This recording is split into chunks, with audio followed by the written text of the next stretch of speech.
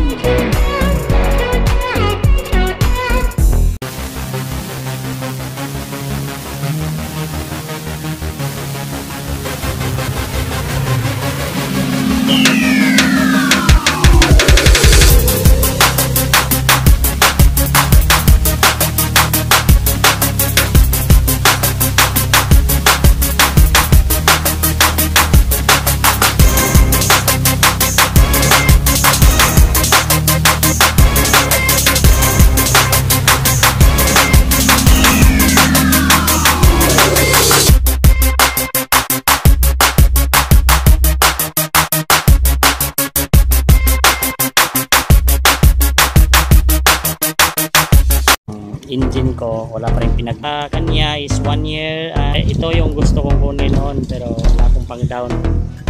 Pangarap ko lang na sana may hindi, nabaliktad pala. Ito ang rear brake. Ito ay malinis palagi. So ang nilagay ko dito is metal. Kaya ito na palaging malinis tingnan. Ang 2 taon ang nag-ejector, 1 to ang bili ko. Hindi, kung sinong may ganitong motor, hindi na kayo mag-improvise. Ito stock lang to sprocket to. Hindi ito napalit. Sample lang kung ganyan. Yan lang ang nasasabi sa yan, nadugang. Papaluan sa Tagalog kung saan. 9 months ko yung original niya na bago na to, 1.20. Yung age pa niya di pa ako nakabili ng motor. May shifter na ako. Wala pang motor, may shifter na. Kaya pagka ating ng 3 months ito, wala na yung niya, color red, spouse. Pangit ang kanyang quality, mag-rin convert ko. Ito lang tinatakbo niya, 13,292. Itong visor ko sa Reader 50 to. Sakit yun, kaya itong ginagawa ko na sa mga baguhan lang mag-subscribe. Salamat sa manood sa full watching. A few moments later.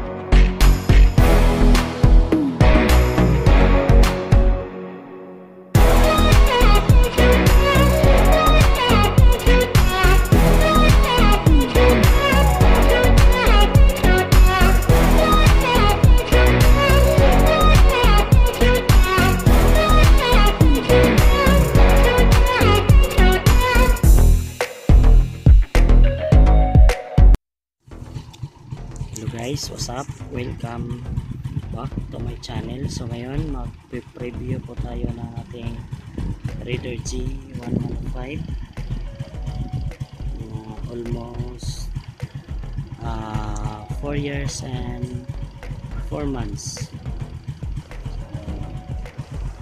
So, sa tagal na panahon, ito pa rin ang kanyang mukha. Ito ang mangyari sa lahat. Daming binabago, kahit matagal na ito pinag-iingatan pa rin para hindi madaling masira. Sa tagal-tagal na panahon, sa engine parts wala pa mang nanghingi ng kung kahit nasira. Kasi araw-araw, buwan-buwan po ako mag-change oil. Kaya ang engine ko wala pa rin pinagbago. Same pa rin. Ang nagustuhan ko sa kanya is hindi matakaw kumain ng gasolina.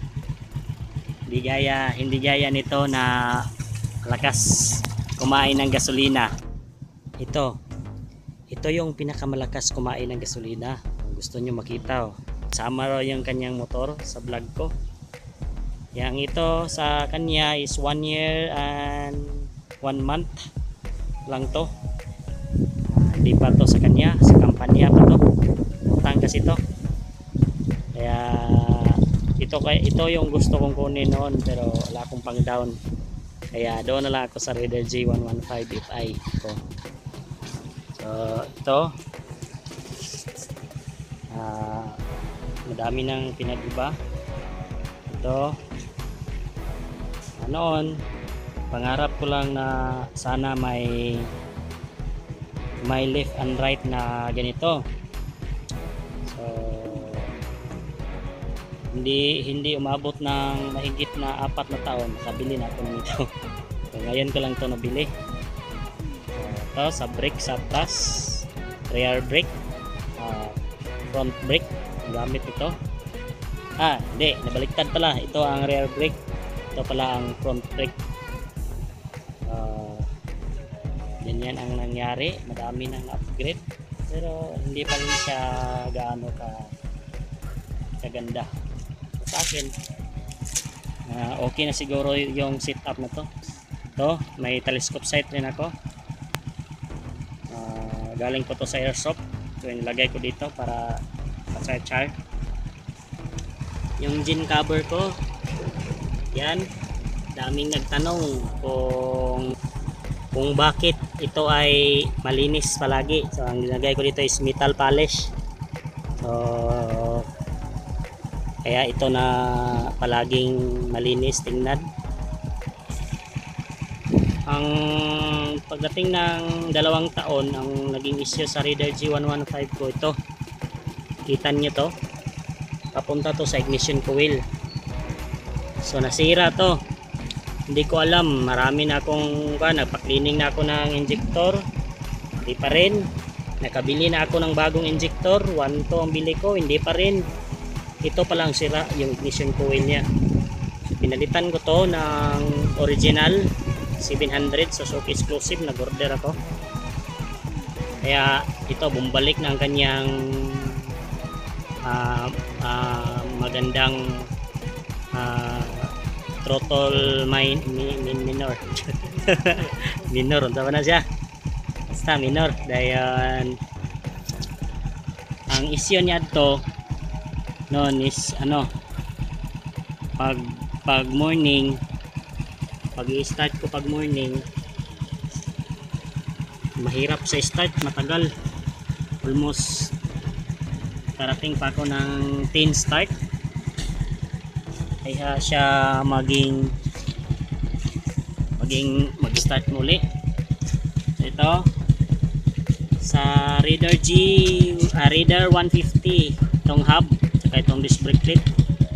Kung sinong may ganitong motor, hindi na kayo masapa na may problema, kasi yung sa Raider 150 hindi na kayo mag-improvise. Ito stock lang itong sprocket ko, hindi ito napalitan. So kung gusto nyo magpa-disc brake, ang gagamitin nyo sa Raider 150 lang na hub. So walang nag-iba dyan. So sample lang kung gaya nito, tulad nito, dito lang mag-iba paggawa ng bracket to. Yan, kita ninyo.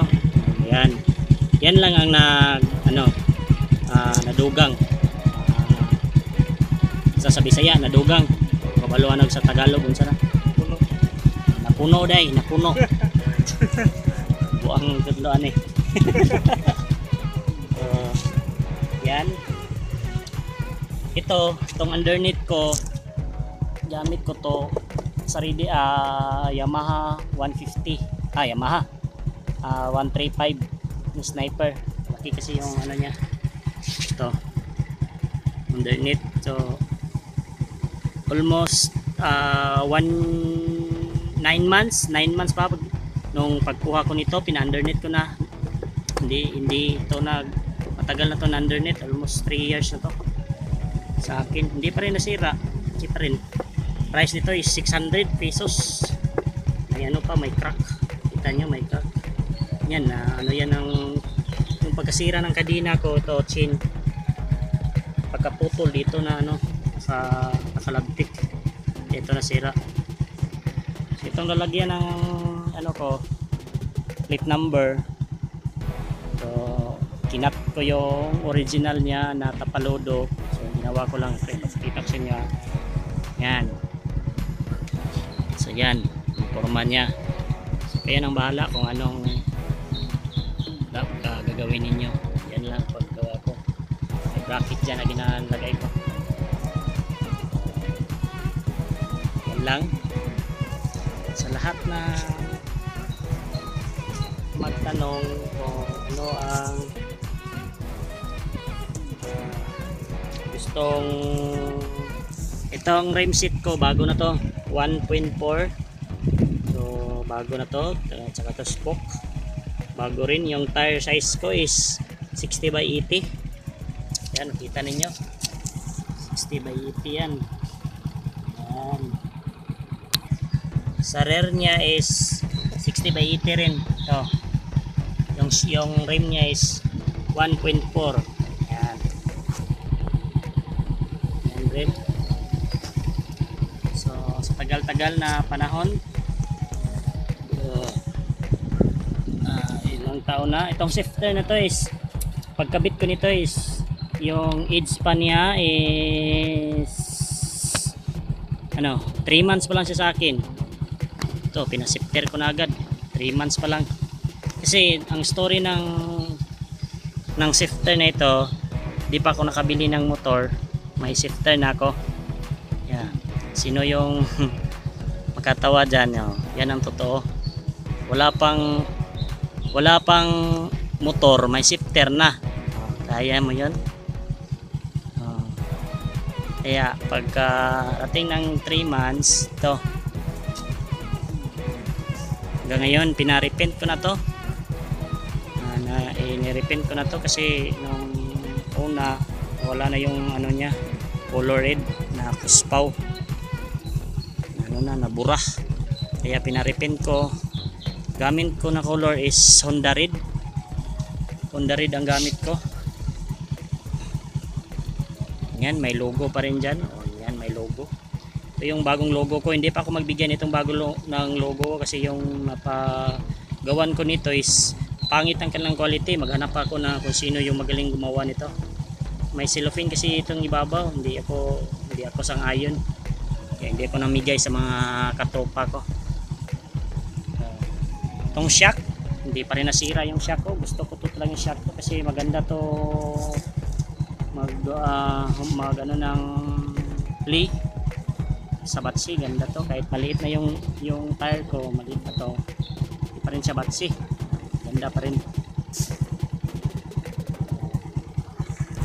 Yan, saka itong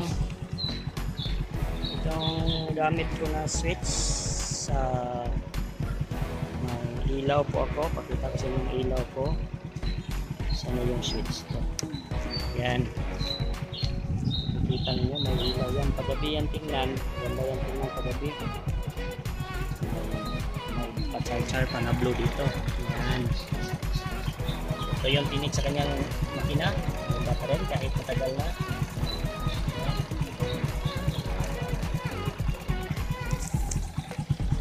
Yung elbow rin pinakonvert ko na. Itong elbow na to is Raider 150 Namban 5. Yung kanyang elbow ang ginagamit ko. Yan, sabi na. Pero may plano ako na i-kalkal pipe ko to. Palitan ko to ng kalkal pipe. Kapera na ako, bilhin ako ng kalkal pipe. Ito, balak ko pa itong pa-digital. May nakita na ako na digital na gusto ko ma-order sa online. So ito, kasi sira na yung speedometer ko. Yung ito lang tinatakbo niya, 13,292. Nasira na yung speedometer ko. Hindi pa ako nakapagbili, wala kasing speedometer dito. Order pa, pero hindi na ako mag-order kasi digital ko to. Pag may pera na ako, full digital na ilagay ko dito para maganda tingnan. Yung pipe na yan, ikakal pipe ko yan. Kapera ko son, tama na to. Dami pang bilhin pag sa motor. Pag gamit ang bilihin, mahalan. Pag sorry sa motor, parang ang price parang ano lang, hindi ka anugunan pagbili. Yan, so almost 4 years and 4 months. Yan pa rin ang kanyang itsura. maganda pa rin kahit matagal na, kasi alagang alaga to. Pagalitan ako palagi sa asawa ko kasi itong pinapagandahan ko yun. Kaya sa ngayon ito na lang muna ang forma, kasi may pag-ipunan po kami, kasi may pagawa po kami ng bahay son. Ito change po ako dito ng sa Raider 150, yung malaki. Wala pa kasi akong pera, so ito stock muna gagamitin. Ayan, itong visor ko sa Raider 150 to, kaya ako linagyan para may binutasan ko dito dalawa, may pa dati dito yung nalagay, kaya sayang nabubutasan. Hindi na ito nakabalik sa dati, hindi siya makikita. So balancers ito, nabilhan ko talaga to ng mga ganito. Ang grid ko Racing Boy, ito lang ang Racing Boy, hindi pa original, piki pa rin yung Racing Boy, kasi yung original na Racing Boy yung naka hulma, yung hindi ganito. Ito piki to na Racing Boy, basta Racing Boy nagawa niya.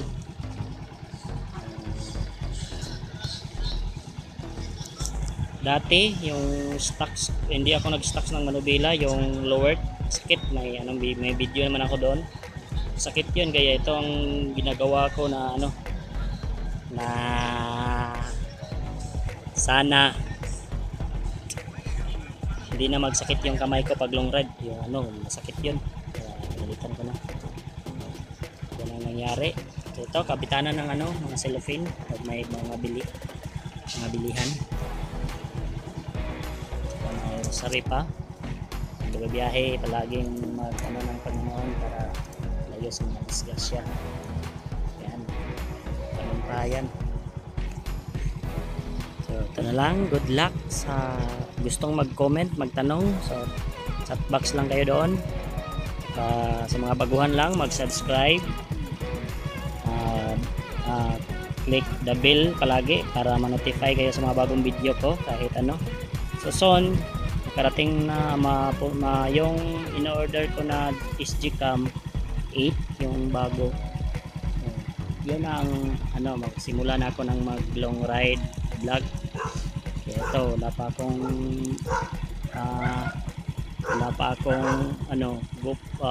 SG-Cam. Yung GoPro kasi mahal yun, kaya ang gamit ko is ang nakikita ko is SG-Cam lang, yung mura. Maganda naman quality sa SG-Cam siguro.